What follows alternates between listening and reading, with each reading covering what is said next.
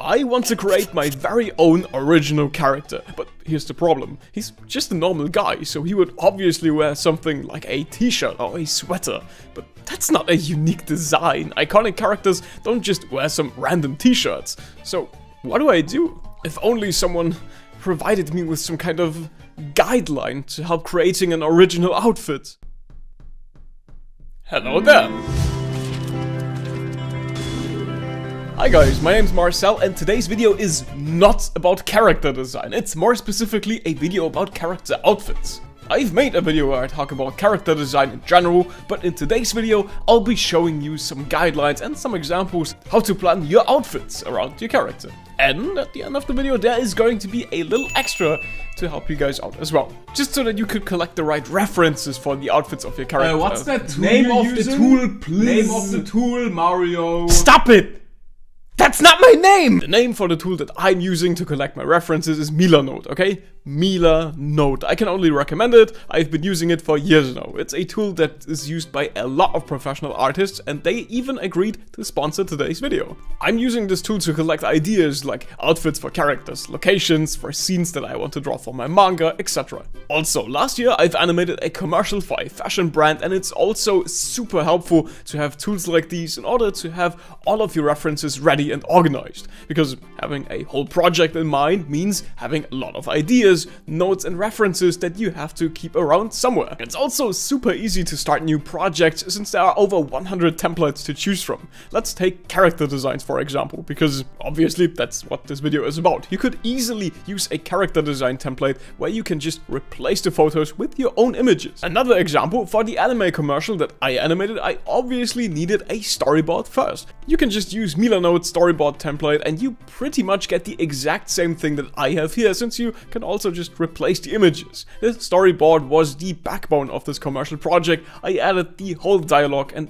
all of the ideas and notes that I had for this. This also goes for references and anything else. Actual animation studios also use tools like these in order to organize their anime projects, because you can also use Milanote online together with your colleagues. And yeah, there are some built-in tutorials that explain all of this, but I think it's all pretty self-explanatory since most of these features are simple drag and drop. You can even copy and paste things that you find online. That's also super helpful. And how much does it all cost? Exactly, it's free if you're using the link down in the info box to sign up to Milanote. Big recommendation, because spoiler, collecting references is pretty important for making a character design and outfit. Speaking of character outfits, let's take a look at how to come up with them. Like a sir.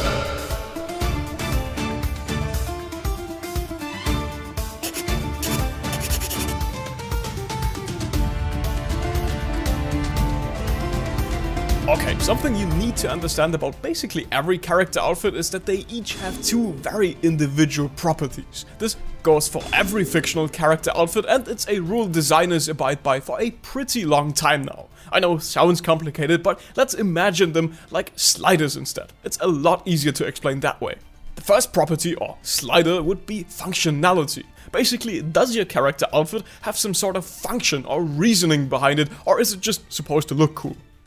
Let's take a look at an example, because the outfits from Attack on Titan are an excellent way to show you what I mean here.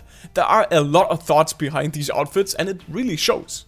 So I think you can tell that this is a very functional outfit. Another less weeby example would be the iconic Assassin's Creed outfit. That's also a very strong contender for a functional outfit. The white robe helps with blending into the environment in order to be stealthy, long sleeves for hiding their blades, a big hood to hide their faces, they even lack a finger so that they can easily use their blade to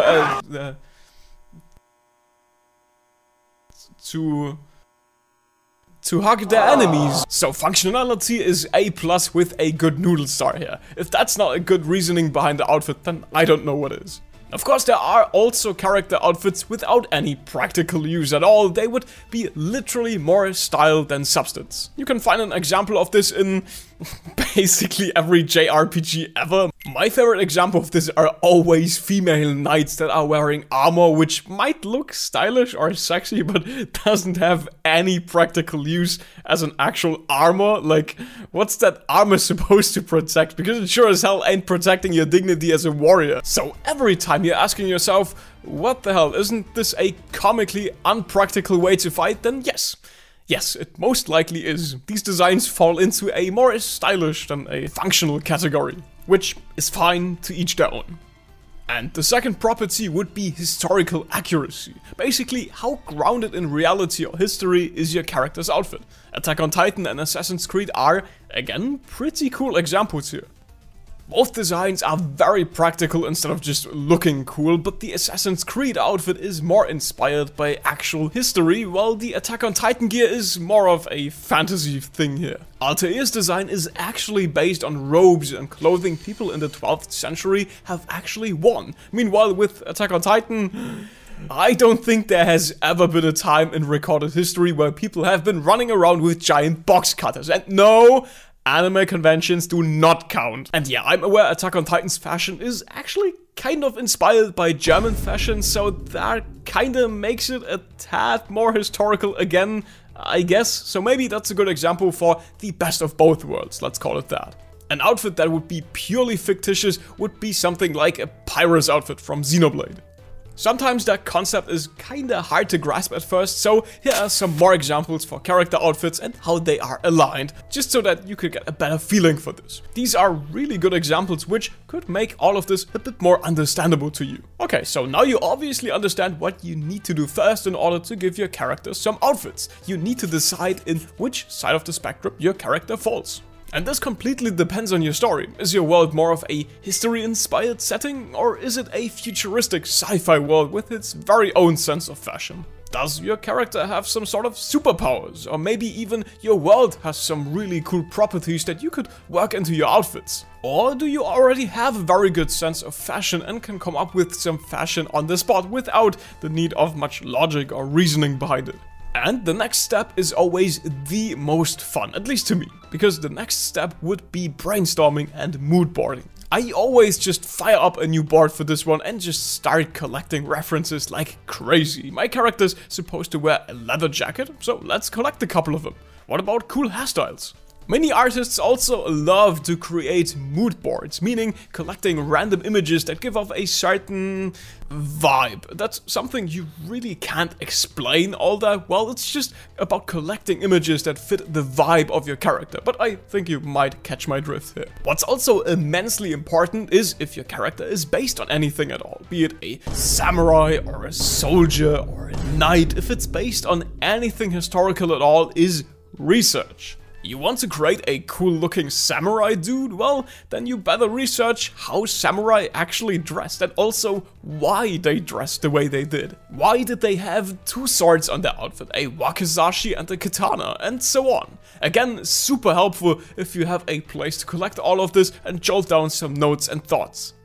And you might think that this is just optional, right? Who cares if my character has an outfit with one sword or two swords? It's just like an aesthetic, so who cares? And this mentality can get you in trouble later on, because just grabbing some aesthetics and treating them like nothing more than just nice visuals, ignoring the cultural aspects, is something that I would really not recommend. At least do some research about it. A really solid example of this is Avatar. No, not that one. The Water Tribe is obviously inspired by Inuit culture, the Fire Nation is based on Asian culture, and so on. What, did you think they cut their hair in the show because they had lice or something? You really feel that they put in some real effort into designing the visuals of these fictional people. Okay, now, something I like to do design-wise is to go from big to small. So once I have some references collected, I just pick some bigger pieces that I like, be it jackets or shirts and so on, and add accessories like earrings and jewelry last. Even accessories can tell you so much about a big part of a character's lore. So maybe your character wears a lot of jewelry because he's rich, or maybe he has a lot of weaponry because he already has a long journey behind him, or maybe he doesn't have have any weapons at all because he's still at the very start of his journey, or poor or something. That's all part of visual communication, visual storytelling. So now, here is something you do not want to do with character design. Don't just take some random pieces of clothing that you like and throw them at your characters, because they are gonna end up looking like they've been colored by Araki, unless you like that look. You can draw the clothing you like, but I recommend doing that without the color first. Something that I always like to do is actually making some color variations. So I have everything drawn out and I just play with different palettes. Because color is immensely important. Having a neat character design hindered by messy colors is always such a waste. Looking at you, One Piece. Okay, bottom line, if you can't think of any designs or outfits for your characters, well then maybe you should think about if your character is actually interesting enough to have a design in the first place. If he doesn't have an interesting personality, lore, superpower or quirk that you could base it around, or a world that he lives in, maybe that's something you should come up with first. I've also made you guys a template that you can screenshot for your own characters. Just insert your character here and tag me on Instagram or other social medias when you post it to your stories. I'd love to see it. Just make sure that you leave a like on this video in exchange for the screenshot. So if you have learned anything from this video, just one thing, then it's that designing an outfit is more than just looks. And also the fact that my name is not Mario. If you struggle with picking colors, by the way, I did make another video on general character design, you know, like not just outfits, but rather character designs in general. So check that one out if you want it. It's on screen right now. Thank you guys so much for watching.